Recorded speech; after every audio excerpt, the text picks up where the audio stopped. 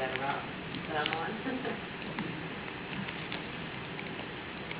When a composer writes a piece specifically for you, whether it's Fred Chesky or Fred Fritz or Bob Ostertag, what are some of the factors in their choosing you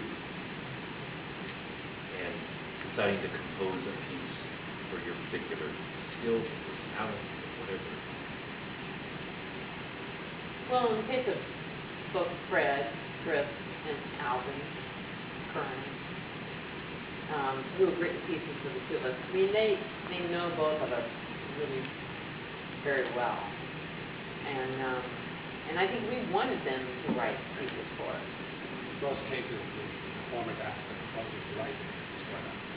So that's one of the main ways that the piece would come about. In those two cases, we asked Fred and we asked Alvin to write the pieces for certain kinds. Actually, Joan commissioned the second great piece. And we asked Alvin to write it. So those are the main things that we just asked them. And we said, well, and then they kind of, as Joan says, they know, Fred, we both worked with Fred and we both worked a lot with Alvin and various things, so they kind of know what we can do. And in Alvin's case, I would say half of the piece has a lot of improvisation kind of built into it. Almost half. Yeah. And then there's kind of blocks of areas, Fred's piece is kind of written in blocks, and there are little blocks of areas where there, he's, writing for kind of sound. There are little areas of kind of sound exploration, especially in the cello part, I think, where he's asking you to do things, various things that are sort of improvisatory that, he has to sort of explain what it is. Yeah, we had to work with certain things, like even the first, bliss thing, that he was very clear about what he wanted, and so you just have to experiment until you get it right for their ears, and then you can identify what it is that they want to hear, and then you can try and recreate it every time.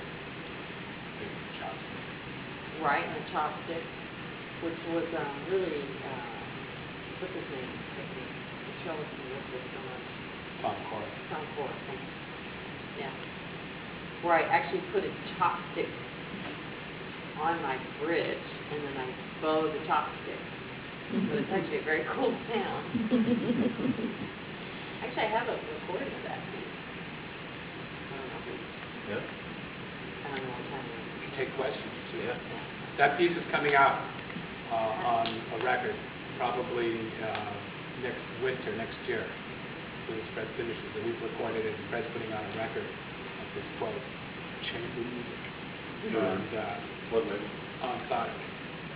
And so great. that should be out probably in 2008. We're kind of finishing it up. I'm recording a little part, a trio that he wrote for me in Boston, September, and I think then the record might be complete.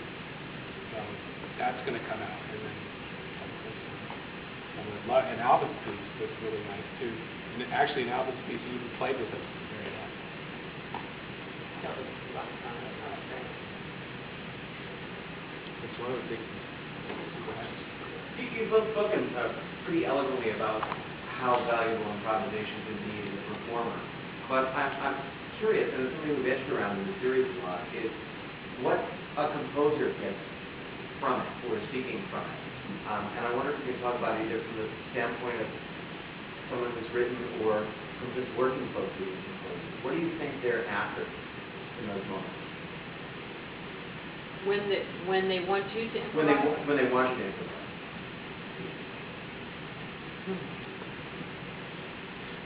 What do you think? I mean, personally, I think it goes back to, they want to make your kind of stretched, I think, in a way. I mean, I think they trust you enough where they want to hear the decisions that you're going to make, probably. But I do think there is something about how you listen. And I don't, you know, the only thing I can say about that too that might be helpful to try and articulate what I'm saying is that, you know, in Chronos we never really improvised, and I always listened to concerts that I would go to as a performer, and so I would analyze the performer, but, you know, and I would be hearing the composition, but I wouldn't be thinking about it quite as much, I realize now, because now when I go to a concert and I hear something, I don't pay that much attention to the performers. I mean, I can tell if they're executing something well or not, but that becomes secondary to me, and instead I'm starting to really listen to the composition.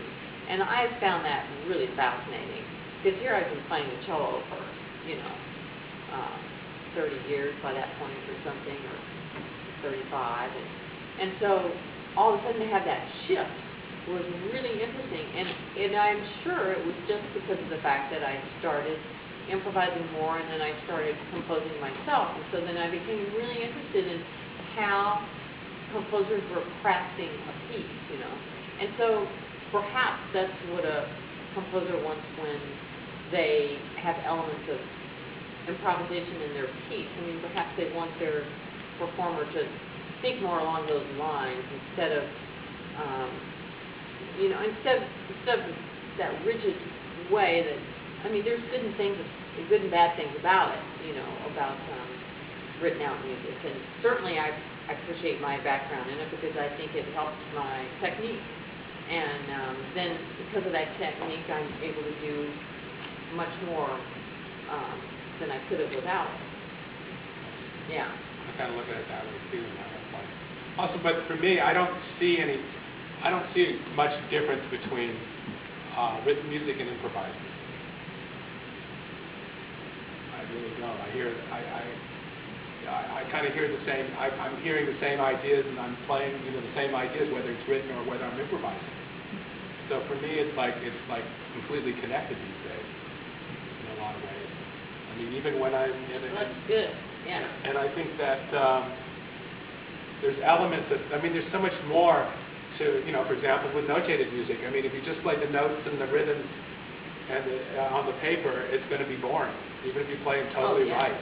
Yeah. So I think that there's something more that pops out of those notes than just playing those notes. And what if there's something there, and that comes into the realm of the performer and what that performer brings, some sort of improvisation. I think that there are composers out there that write totally incredibly intense, hard music that can't even be played, and the act of trying to play it, like Xenakis, Bernie Ho, is also a level of improvisation. The performer has to be able to go beyond the note. And if that performer can't do it, right, and sometimes the performer will give up and say, I can't do this. And what the composer wants is somebody that's not to give up, but just to give the, you know, to give it the old college try, right, and go beyond it. You have to go beyond the notes that are on the page, even if it's a minuet by Bach. I mean, if you just play it, what's written there, and the rhythms and the notes in the right place, it's going to be one, you know. it sounds bad. It can sound bad, and you listen to somebody like what's that guy? You know, that Canadian freak. You listen to, like, you know, that guy.